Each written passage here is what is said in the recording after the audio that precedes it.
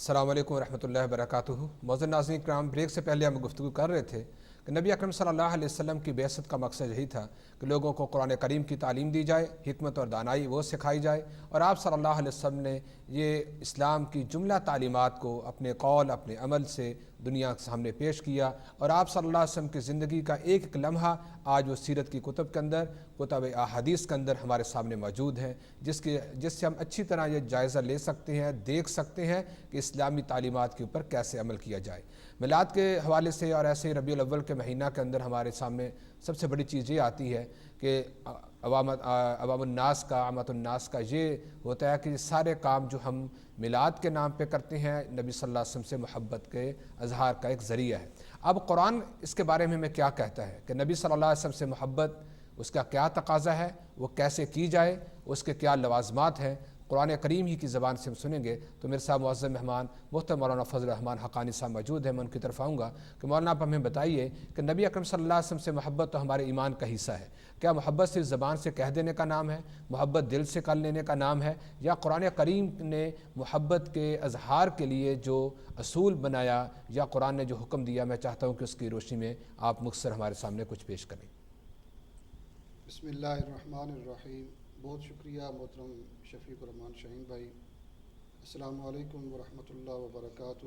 محترم ناظرین و سامعین، جیسا کہ ہمارے محترم بھائی مولانا شفیق الرحمان شاہین صاحب نے اپنے تمہیدی کلمات میں اس بات کا ذکر کیا ہے کہ محبت رسول ایمان ہے، اور ایمان کے بارے میں یہ جاننا بہت ضروری ہے کہ ایمان اپنے پاس سے نہیں بنایا جا سکتا، یعنی ایمان یا عقائد وہی اپنائے جا سکتے ہیں یا ان کو اسی طرح اپنایا جا سکتا ہے جس طرح کہ اللہ اور اس کے رسول صلی اللہ علیہ وسلم نے ہمیں کہا ہے۔ تو ایک بات تو یہ کلیئر ہو گئی ہے کہ محبت رسول ہمارا ایمان ہے، اور نبی اکرم صلی اللہ علیہ وسلم نے یہاں تک یہ بات فرمائی، آپ نے فرمایا کہ لا یؤمن احدکم حتی اکون احب الیہ من والدہ و ولدہ والناس اجمعین، کہ کوئی شخص مومن نہیں ہو سکتا، ایمان کے کمال تک نہیں پہنچ سکتا جب تک کہ میں محمد صلی اللہ علیہ وسلم اس کے ہاں، اس کے باپ سے، اس کے بیٹے سے اور تمام لوگوں سے، ہر چیز سے بڑھ کر میں محبوب نہ بن جاؤں، وہ مجھ سے محبت نہ کرے۔ تو محبت رسول بلا شک و شبہ ایمان ہے، اور اس ایمان کی ادائیگی کیسے کی جائے گی؟ اللہ تبارک و تعالیٰ نے قرآن مجید میں فرمایا، اللہ نے فرمایا کہ قل ان کنتم تحبون اللہ فاتبعونی یحببکم اللہ ویغفر لکم ذنوبکم، کہ اگر تم یہ دعویٰ کرتے ہو اور یہ تم سمجھتے ہو، یہ تم چاہتے ہو کہ تم اللہ تعالیٰ سے محبت کرتے ہو، تو اس کا طریقہ کیا ہے؟ اس کا طریقہ یہ ہے کہ تم میرے پیارے پیغمبر صلی اللہ علیہ وسلم کی پیروی کرو، ان کی اتباع کرو، ان کو فالو کرو، ان کے احکامات یا ان کی تعلیمات کو اپنا لو، جیسے وہ کہتے ہیں، جیسے وہ کرتے ہیں ان کو اپنا لو۔ اس کے نتیجے میں اللہ تبارک و تعالیٰ نے یہ خوشخبری دی ہے، اور بہت بڑی اللہ تعالیٰ نے یہ بات بتلائی۔ اللہ نے فرمایا کہ تم اللہ تعالیٰ سے محبت کرنا چاہتے ہو، یحببکم اللہ، اللہ تعالیٰ تم سے محبت کرے گا۔ تو اگر کوئی آدمی، اگر کوئی مسلمان یا مومن اللہ تعالیٰ کی محبت کو پانا چاہتا ہے، اللہ تعالیٰ کی محبت حاصل کرنا چاہتا ہے، تو اس کا ایک ہی طریقہ ہے، وہ طریقہ یہ ہے کہ نبی اکرم صلی اللہ علیہ وسلم کی اتباع کی جائے، نبی علیہ الصلوۃ والسلام کو فالو کیا جائے۔ تو اللہ تبارک و تعالیٰ نے نبی علیہ الصلوۃ والسلام کے ساتھ محبت یا ایمان کے حوالے سے بہت ساری چیزیں بتلائی ہیں، کہ نبی علیہ الصلوۃ والسلام نے مثلا فرمایا کہ من احب سنتی فقد احبنی، کہ جو میری سنت سے محبت کرتا ہے گویا کہ وہ مجھ سے محبت کرتا ہے، ومن احبنی کان معی فی الجنہ، اور جو مجھ سے محبت کرے گا وہ جنت میں میرے ساتھ ہوگا۔ تو اللہ تبارک و تعالیٰ نے قرآن مجید میں بھی فرمایا کہ نبی علیہ الصلوۃ والسلام کی تم تعظیم کرو، ان کی عزت کرو، ان کا احترام کرو، ان کے تم مددگار اور تعاون کرنے والے بن جاؤ۔ اس کے ساتھ ساتھ جو سب سے امپورٹنٹ چیز اور جو صحابہ اکرام کے عمل سے ہمیں ملتی ہے وہ یہ ہے کہ نبی اکرم صلی اللہ علیہ وسلم نے ان کو جو بھی حکم دیا، چاہے وہ مشکل تھا، آسان تھا، جیسا بھی تھا، انہوں نے فوراً اس پر بلا چوں چراں اس پر عمل کر لیا، اور یہی اصل میں محبت کا تقاضا ہے۔ اور یہی وجہ ہے کہ نبی اکرم صلی اللہ علیہ وسلم نے ایک موقع پر فرمایا کہ کل امتی یدخلون الجنہ، کہ میری ساری امت جنت میں چلی جائے گی الا من ابا، مگر جس نے جنت میں جانے سے انکار کیا وہ جنت میں نہیں جائے گا۔ تو صحابہ کرام نے پوچھا کہ کون ایسا بد نصیب ہو سکتا ہے کہ جو جنت میں جانے سے انکار کر دے؟ نبی علیہ الصلوۃ والسلام نے فرمایا کہ من اطاعنی دخل الجنہ ومن عصانی فقد ابا، کہ جس آدمی نے میری اطاعت کی، میری بات مان لی، میری فرما برداری کی، میرے طریقوں کے مطابق اس نے زندگی گزاری، وہ جنت میں پہنچ چکا ہے، وہ جنت میں داخل ہو چکا ہے۔ اور جس نے میرے احکامات سے روگردانی کی، اس سے اعراض کیا اور ان کو پس پشت ڈال دیا، گویا کہ اس نے جنت میں جانے سے انکار کیا۔ تو محبت کا اصل تقاضا یہ ہے کہ ہم نبی علیہ الصلوۃ والسلام کی تعظیم کریں، نبی علیہ الصلوۃ والسلام کی عزت کریں، نبی علیہ الصلوۃ والسلام کا احترام کریں، نبی علیہ الصلوۃ والسلام کا جب نام آئے تو ہم صلی اللہ علیہ وسلم کہیں، اور نبی علیہ الصلوۃ والسلام کی اتباع کریں، نبی علیہ الصلوۃ والسلام کی پیروی کریں، نبی علیہ الصلوۃ والسلام کی تعلیمات کے مطابق ہم اپنی زندگی بسر کریں۔ بہت شکریہ، آپ نے نہایت اختصار اور جامعیت کے ساتھ اس بات کو ذکر کیا کہ قرآن کریم نے محبت کا جو معیار مقرر کیا ہے وہ یہ ہے کہ انسان، ہر مکلمہ کو جو مسلمان ہے، اللہ اس کے رسول کا نام لینے والا، وہ نبی صلی اللہ علیہ وسلم سے محبت کا صرف زبانی اقرار نہ کرے، دل میں نہ رکھے، بلکہ اپنے عمل کے ذریعے بھی اس محبت کو ثابت کرے۔ تو یقین طور پر ناظرین اکرام، یہی قرآن کا پیغام ہے جس کا پہلا قدم آپ یہ سمجھ لیں کہ رسول اللہ صلی اللہ علیہ وسلم سے محبت جہاں ہمارے ایمان کا حصہ ہے، تو ایمان کا پہلا تقاضا ہے کہ نبی صلی اللہ علیہ وسلم کے ہر حکم کے اوپر انسان سمعنا و اطعنا کہے کہ ہم سنتے بھی ہیں اور ہم اس کو مانیں گے، اس کی اطاعت کریں گے۔ تو محبت کا پہلا سٹیپ یہ ہے مکمل تابعداری، مکمل اتباع، جس کا حکم قرآن نے ہمیں دیا۔ ہم محترم مولانا عبدالحمید صاحب کی طرف آئیں گے کہ مولانا اس وقت دین کے اندر ہم دیکھتے ہیں کہ ہر مکتبہ فکر نے، ہر گروپ نے، ہر فرد نے دین کے اوپر چلنے کے لیے اپنے ہی معیار مقرر کیے ہوئے ہیں۔ ہر آدمی سمجھتا ہے کہ میں اس طریقے سے اپنے شیخ کو اپنا لوں، اپنے بڑوں کو مان لوں، اپنے بزرگ کو سمجھ لوں، اپنے جس میں اسکول آف تھاٹ کے پیچھے چل رہا ہوں اس کی تعلیمات بس وہی میرے لیے دستور ہیں، وہی میرے لیے نمونہ ہے۔ جب ہم قرآن کریم کی طرف دیکھتے ہیں، رسول اللہ صلی اللہ علیہ وسلم کے فرامین کی طرف دیکھتے ہیں، یا خود نبی صلی اللہ علیہ وسلم نے ان صحابہ اکرام کی جماعت کو، جس کو قرآن نے جن کے بارے میں ذکر کیا کہ رضی اللہ عنہ و رضوا عنہ، اللہ ان سے راضی، وہ اللہ سے راضی، تو ان لوگوں کی جو آپ نے تعلیم دی اور وہ تعلیم آپ صلی اللہ علیہ وسلم کی قیامت تک آنے والے لوگوں کے لیے نمونہ تھی۔ تو دین کے اوپر چلنے کے لیے اصل کسوٹی کیا ہے، اصل طریقہ کیا ہے؟ اللہ کے رسول صلی اللہ علیہ وسلم جو تعلیم قرآن کی صورت میں لے کے آئے، آپ اپنے فرامین کی صورت میں لے کے آئے، اس کے اوپر چلنے کے لیے بھی امت کی جو رہنمائی آپ صلی اللہ علیہ وسلم نے کی، میں چاہتا ہوں کہ آپ اس کے بارے میں ہمیں آگاہ کیجئے۔ ناظرین کرام، ٹیلی فون لائنز بھی اوپن ہو چکی ہیں، تو میں چاہتا ہوں کہ آپ اپنے سوالات کے ذریعے، اپنی رائے کے ذریعے بھی پروگرام کے اندر ضرور شامل ہوں۔ جی محترم مولانا عبدالحمید صاحب۔ محترم شفیق شاہین صاحب، جو آپ کا سوال ہے کہ ہمارے لیے کس طرح دین کی کوئی کسوٹی ہونی چاہیے۔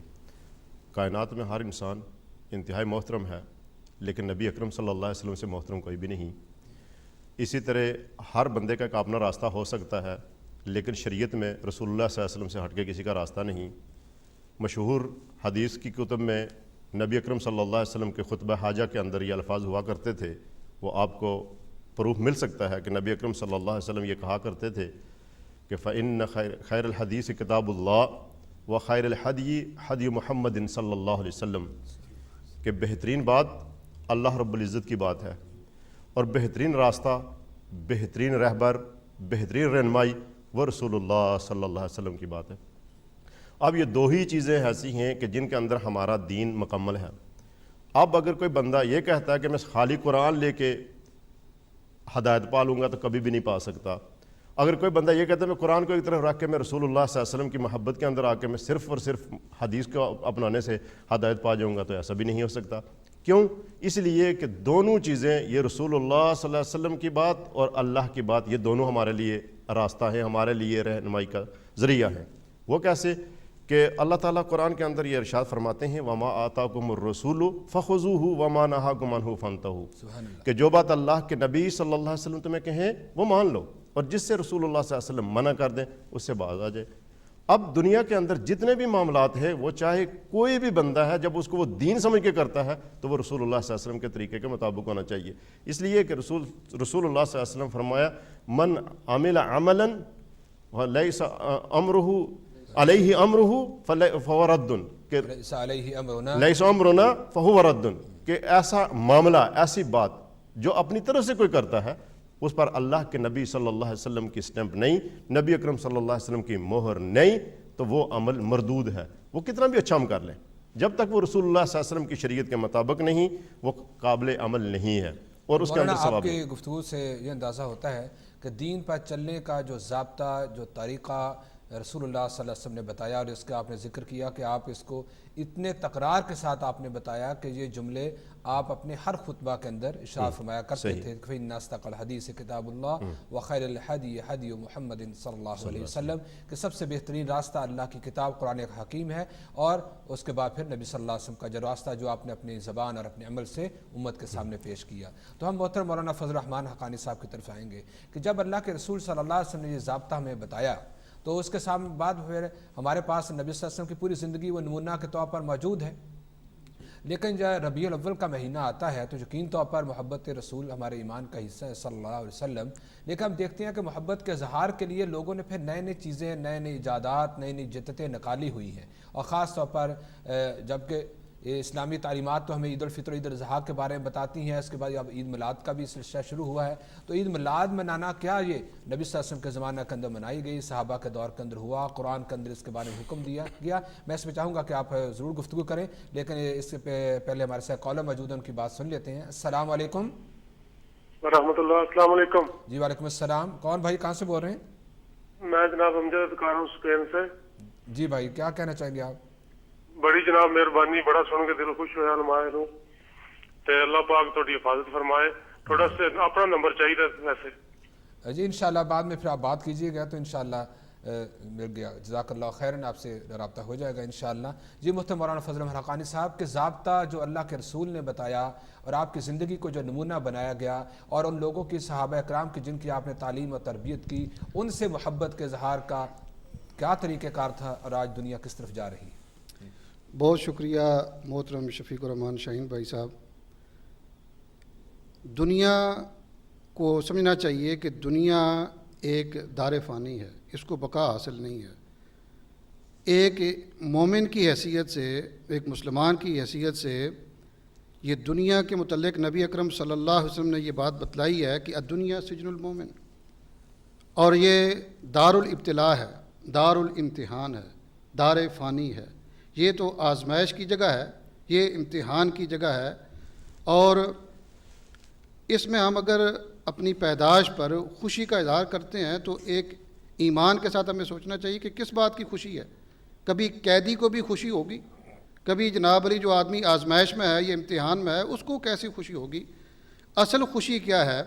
خوشی اصل میں اس آدمی کو حاصل ہے کہ جس آدمی کو یہ سرٹیفکیٹ مل جائے کہ مجھے اللہ تعالیٰ عذاب نہیں کرے گا اور مجھے اللہ تعالیٰ نے جنت میں داخل کر دیا ہے۔ قرآن مجید میں اللہ تعالیٰ نے فرمایا کہ فمن زحزح عن النار وادخل الجنہ فقد فاز، کہ جو آدمی دوزخ سے بچا لیا گیا اور جنت میں داخل کر دیا گیا، اصل کامیاب وہ ہے۔ اور اس کامیابی کا راز یا اس کامیابی کا طریقہ جو اللہ تبارک و تعالیٰ نے بتلایا وہ قرآن مجید کے الفاظ ہیں۔ اللہ نے فرمایا کہ وَمَن يُطِعِ اللَّهَ وَرَسُولَهُ فَقَدْ فَازَ فَوْزًا عَظِيمًا، کہ جو آدمی اللہ اور اس کے رسول صلی اللہ علیہ وسلم کی اطاعت کر لے تو وہ اصل کامیاب ہے، اس نے کامیابی کے راستے کو یا کامیابی اور کامرانی کو اس نے پا لیا ہے۔ تو اصل کامیابی یہ ہے کہ ہم نبی اکرم صلی اللہ علیہ وسلم کی اور اللہ تعالیٰ کی بات مانیں، نبی علیہ الصلوۃ والسلام کی اطاعت کریں۔ اب لوگوں نے اپنے بھی برتھ ڈے منانے شروع کیے ہوئے ہیں، اور نبی علیہ الصلوۃ والسلام کے میلاد کے حوالے سے بھی لوگ محافل منعقد کرتے ہیں۔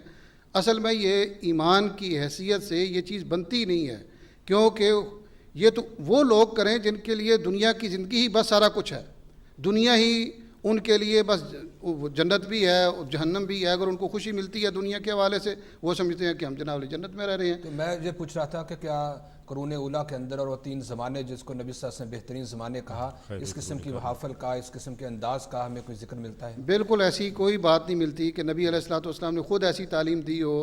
نبی علیہ الصلوۃ والسلام سے دیکھے پہلے کئی پیغمبر گزرے، 1,24,000 کم و بیش پیغمبر گزرے، کسی کی نبی علیہ الصلوۃ والسلام نے ان کی برتھ ڈے یا ان کا میلاد نہیں منایا، کوئی محفل منعقد نہیں کی۔ نبی علیہ الصلوۃ والسلام نے اپنی برتھ ڈے یا اپنے اس طرح میلاد کے حوالے سے کوئی اہتمام نہیں کیا، صحابہ کرام رضوان اللہ علیہم اجمعین نے کوئی نہیں کیا۔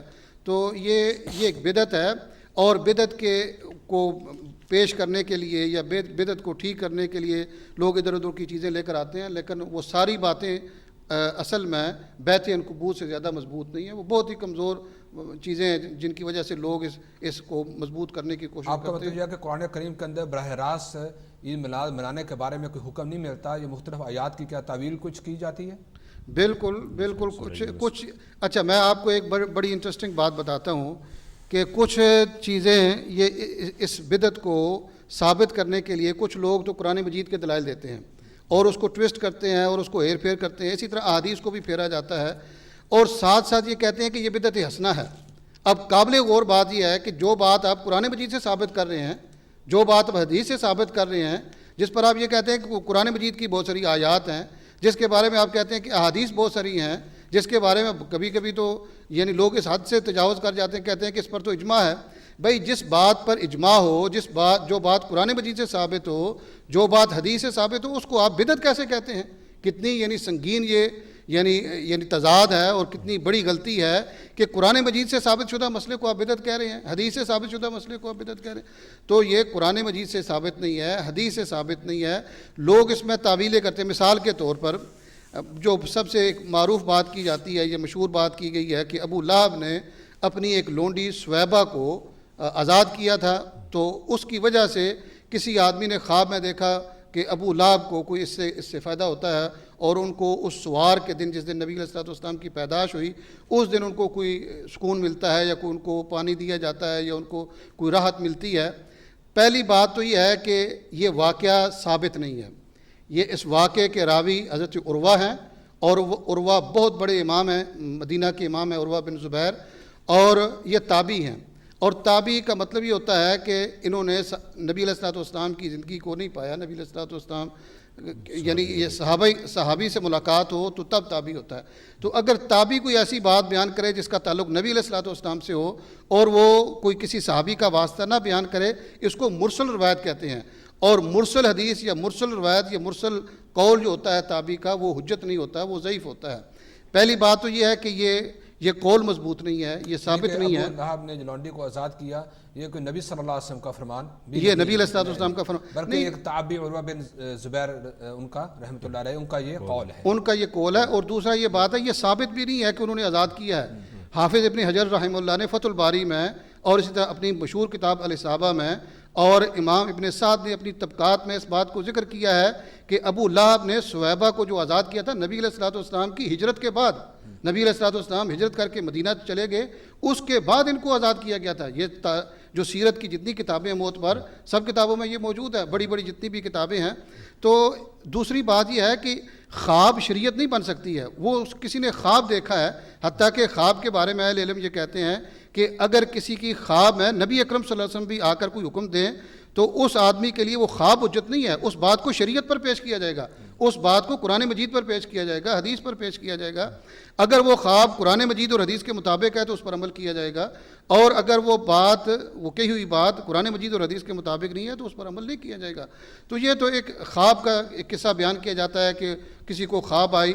حالانکہ قرآن مجید کیا کہتا ہے؟ قرآن مجید تو کہتا ہے تبت یدا ابی لہب وتب ما اغنی عنہ مالہ وما کسب. اس سے پھر ہمیں یہ بھی پتہ چل رہا ہے کہ یہ جو کہا جاتا ہے کہ ابو لہب نے اپنی لونڈی کو آزاد کیا تھا نبی صلی اللہ علیہ وسلم کی پیدائش کے حوالے سے، تو جس کو اس نے اپنی لونڈی کو اگر آزاد بھی کیا تھا اور یہ معاملہ صحیح بھی لیا جائے تو میرے خیال میں اس ابو لہب نے اپنی لونڈی کو آزاد اس خوشی میں نہیں کیا تھا کہ رسول اللہ پیدا ہوئے. جی بالکل وہ تو خاندانی محبت تھی. اپنا بھتیجا میرا پیدا ہوا ہے، میرے مرحوم بھائی کے گھر میں بیٹا پیدا ہوا ہے، اس خوشی میں اس نے کیا تھا. اور ابو لہب نے جس سے کوئی عمل بھی کیا تو وہ حالت ایمان میں نہیں تھا، وہ تو کفر کی حالت میں رہا، کفر کی حالت میں مرا. جیسے آپ نے ذکر کیا کہ تب یدا ابی لہب وتب کے ساتھ کیسے قرآن کریم کی وعید آئی. لیکن مولانا یہاں پہ ایک اور چیز بھی قرآن کی آیت کو ذکر کیا جاتا ہے جو میلاد کو منانے والا. وہاں میلاد کا ذکر تو اگر کوئی عام فہم رکھنے والا مسلمان بھی اگر قرآن کی اس آیت کے ترجمے کو پڑھے تو اندازہ لگا سکتا ہے کہ وہاں اس کے میلاد کا لفظ تو کہیں نہیں ملتا. کہا جاتا ہے کہ جو سورہ یونس کی عقائد کو بفضل اللہ فلیفرحوا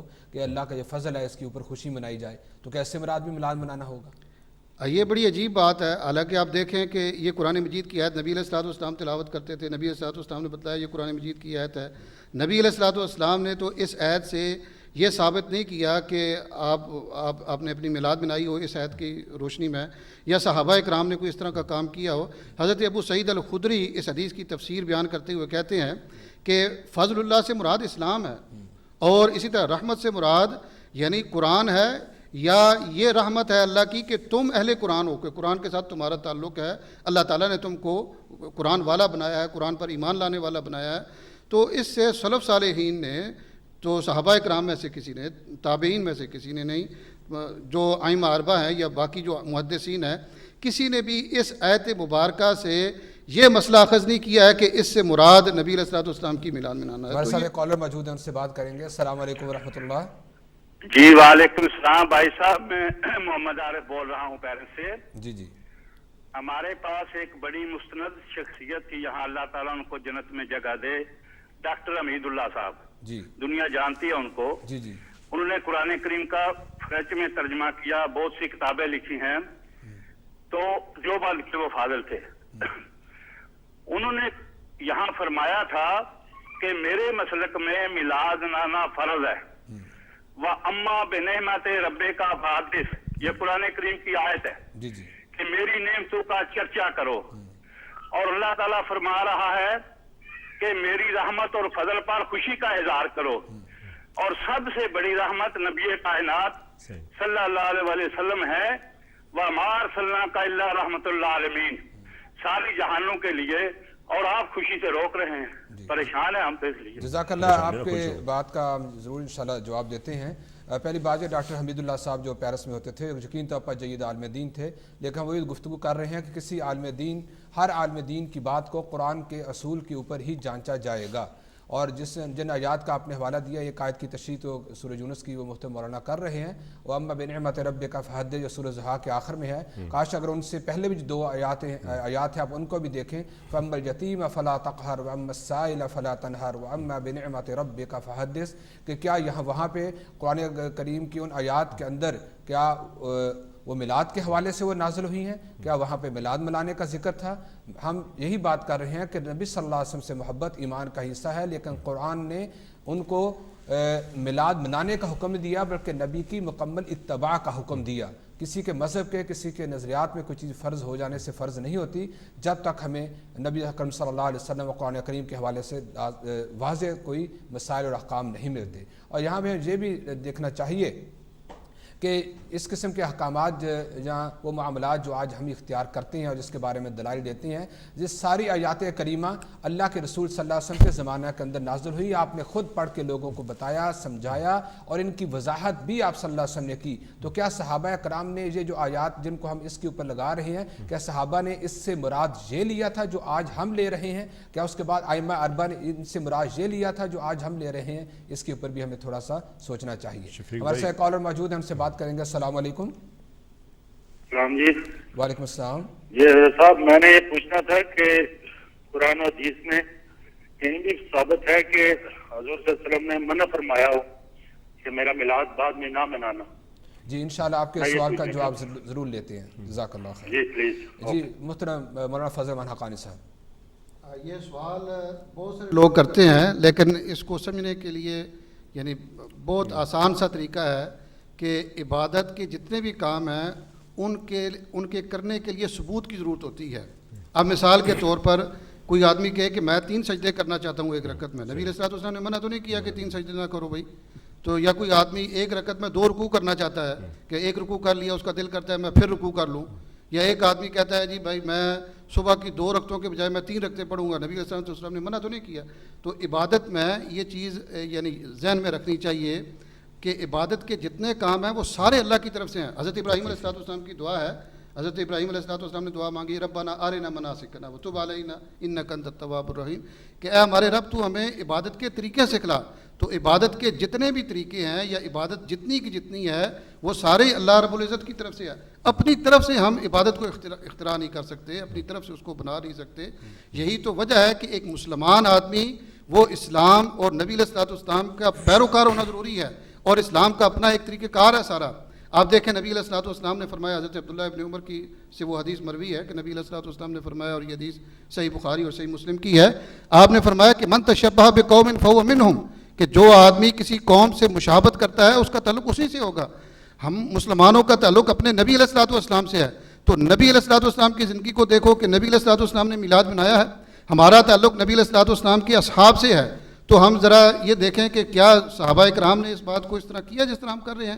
یہ کام تو کرسچن لوگ کرتے ہیں، یہودی لوگ کرتے ہیں، ہندو لوگ کرتے ہیں، جو غیر مذہب والے ہیں، جو غیر اسلامی لوگ ہیں وہ یہ کام کرتے ہیں. تو نبی علیہ الصلوۃ والسلام نے تو ہمیں یہ وارن کیا ہے کہ تم یہود و نصارہ کی ان کی تابعداری نہیں کرنی.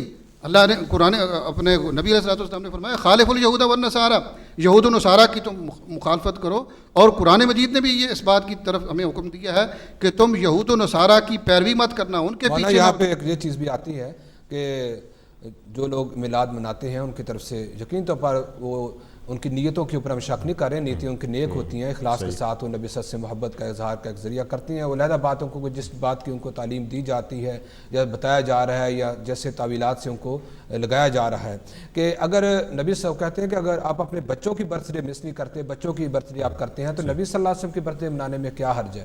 تو اس میں میں چاہوں گا کہ بچوں کی جو ہم برتھ ڈے مناتے ہیں کیا یہ بھی پھر غیر شرعی کام ہوگا؟ لیکن ہمارے ایک کالر موجود ہے، ان سے بات کریں گے. السلام علیکم.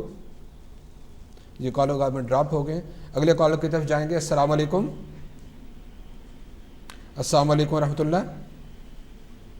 جی کالر شاید وہ بھی ڈراپ ہو گئے. جی مولانا ہمارے پاس مختصر وقت ہے، تو کیا اپنے بچوں کی بھی برتھ ڈے سیلیبریٹ نہیں کرنی؟ اسلام نے اپنا ایک طریقہ کار بتلایا ہے، یعنی اسلام کا اپنا ایک ہر ایک چیز اس نے ایمان بھی بتلایا ہے، اس نے عبادت کی چیزیں بھی بتلائی ہیں، اس نے معاملات بھی بتلائے، ہر چیز میں رہنمائی کی ہے.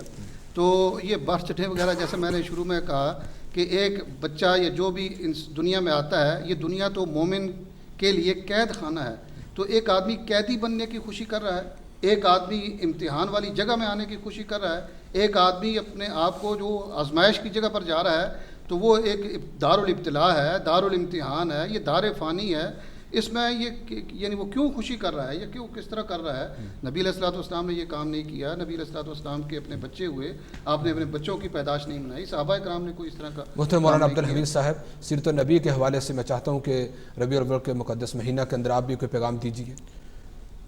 میرا پیغام سب کے لیے یہی ہے کہ اپنے ہر عمل کے اندر نبی اکرم صلی اللہ علیہ وسلم کی ذات کو مقدس رکھیے، ان کو مقدم رکھیے اور انہی کو فالو کیجیے، کیونکہ نبی اکرم صلی اللہ علیہ وسلم کی آپ جب اتباع کرتے ہیں تو یہ دنیا کے اندر آپ کا ہر عمل جو ہے نا وہ آپ کے لیے کار ثواب ہے. اور جو اعمال نبی اکرم صلی اللہ علیہ وسلم کے طریقے سے ہٹ کے ہوں گے وہ ہمارے لیے فائدہ بخش نہیں ہوں گے، بلکہ الٹا ہمارے لیے نقصان ہوگا. یہاں میں آپ کے لیے قرآن کی ایک آیت اور اس کے ساتھ ایک چھوٹا سا واقعہ سنا کے میں اپنی بات کو ختم کروں گا. وہ یہ ہے کہ اللہ قرآن میں کہتے ہیں وَمَن يُشَاقِقِ الرَّسُولَ مِن بَعْدِ مَا تَبَيَّنَ الْهُدَىٰ وَيَتَّبِعْ غَيْرَ سَبِيلِ الْمُؤْمِنِينَ نُوَلِّهِ مَا تَوَلَّىٰ وَنُصْلِهِ جَهَنَّمَ وَسَاءَتْ مَصِيرًا. یہ نصلہ جہنم کا میں یہی اس کے بارے میں تھوڑا بولنا چاہتا ہوں. میرے پاس ٹائم بالکل ختم ہو گیا، 30 سیکنڈ کے اندر پھر سیکنڈ کے اندر کہ ایک شخص تھا وہ نبی اکرم صلی اللہ علیہ وسلم کے زمانے میں آپ صلی اللہ علیہ وسلم کے ساتھ بیٹھ کے کھانا کھا رہا تھا اور دائیں ہاتھ کے بعد کھانے کے بجائے وہ الٹے ہاتھ کے ساتھ کھانا کھا رہا تھا. نبی اکرم صلی اللہ علیہ وسلم کو منع فرمایا اور کہا کہ دائیں ہاتھ سے کھا، الٹے ہاتھ سے نہ کھا.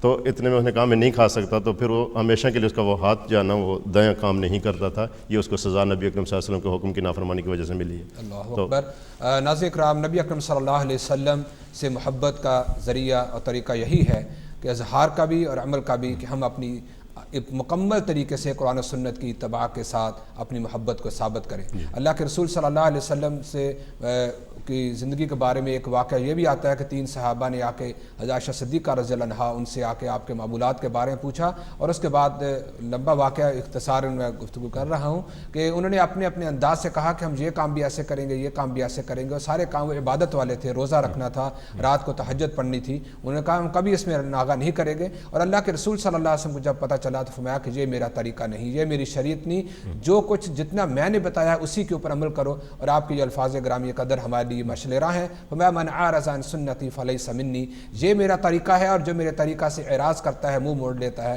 اس کا میرے محمد صلی اللہ علیہ وسلم کے ساتھ کوئی تعلق نہیں. آپ صلی اللہ علیہ وسلم سے محبت یہ بھی ہمارے ایمان کا حصہ ہے، لیکن اس محبت کو اپنے عمل کے ذریعے ہم ثابت کریں. آپ صلی اللہ علیہ وسلم کے دی ہوئی تعلیمات ان کے اوپر صحیح معنوں میں عمل کے ذریعے ثابت کریں. اللہ ہم سب کو توفیق دے. پروگرام کا اختتام کرتے ہیں، اگلے پروگرام کے اندر نئے مہمانوں کے ساتھ شامل ہوں گے. السلام علیکم ورحمۃ اللہ وبرکاتہ.